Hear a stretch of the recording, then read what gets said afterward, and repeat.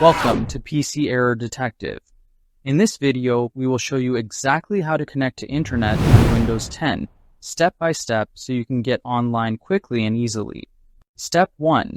Click the Quick Settings icon located at the bottom right corner of your taskbar, or you can press Windows +A on your keyboard.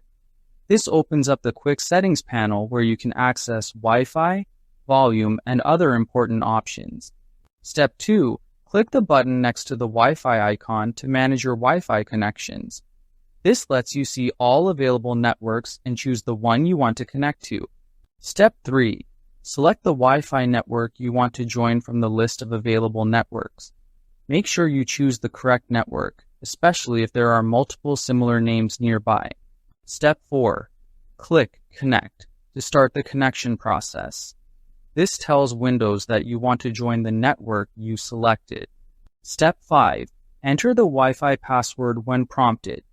The password is usually provided by your internet service provider or is written on your router.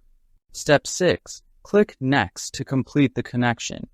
Once Windows verifies the password, you will be connected and ready to browse the internet. Thanks for watching, and make sure to subscribe to PC Error Detective for more helpful tips and tutorials.